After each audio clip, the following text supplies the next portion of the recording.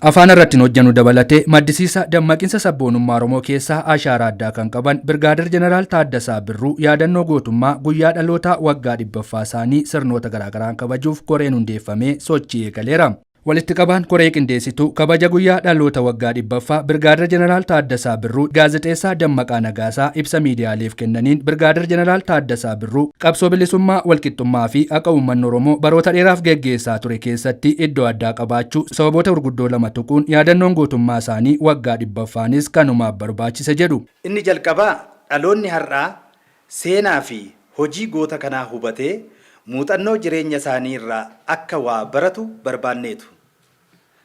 Keessumaayyuu uummanni Oromoo barumsa akka baratuuf hawwii guddaa Birgaadir Jeneraal Taaddasaan qabanii fi ifaajjii taasisaa turan yaadachuu fi kabajuun barbaachisaadha jenneetu amanna.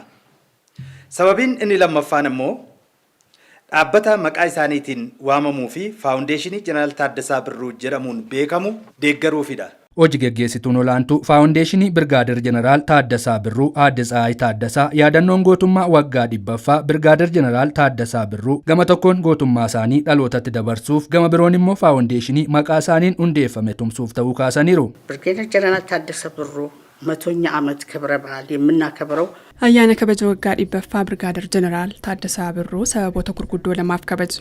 Inni duraay seenaa isaanii dhaloota itti aanuuf dabarsuuf yoo ta'u keessattuu Oromoon dammaqsuun gahee addaa qabu. Inni biroo immoo faawundeeshinii maqaa isaaniin hundeeffame deeggaruufidha. Jeneraal Taaddasaa Birruu faawundeeshin በመባል የሚታወቀው ተቋም ለመደገፍ ነው. Birgaadir Jeneraal Taaddasaa Birruu jireenya gaarii irra osoo jiranii dararama saba Oromoo irra gahaa ture qolachuuf qabsoo jibbaataa taasisuu kan eeran hayyuun siyaasaa fi qabsaa hangameessa Oromoo obbo Leencoo Lataa yaadannoo gootummaa isaaniif kun xiqqaadha garuu dhalootatti dabarsuuf ashaaraadhaan hubachiisaniiru. Osoo dandeenye waggaa guutuu waa'ee Jeneraal Taaddasaa kabajaa dabarsina turre. Guyyaa dhalootaa miti waggaa dhalootaati. Waggaa 100ffaa waggaa guutuu kabajuu barbaanna turre. Amma garuu gabaabsinee akkuma reefuu ibsamee torbanootaaf sagantaa garagaraa qopheessinee kabajuudhaaf deemnaa.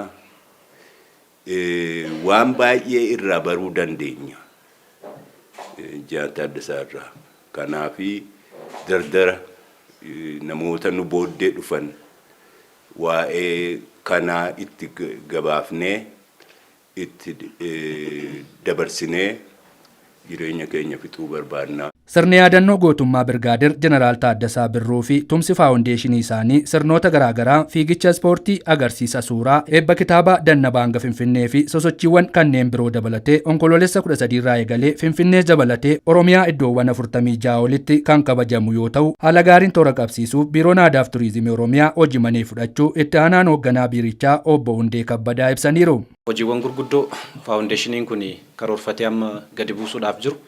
Kanneen akka fiigichaa fi guutuu Oromiyaatti gaggeeffamu isaan kaan dabalatee caasaan keenya sadarkaadhaan jiru tumsa irraa eegamu gochuufiin barbaachisaa ta'a.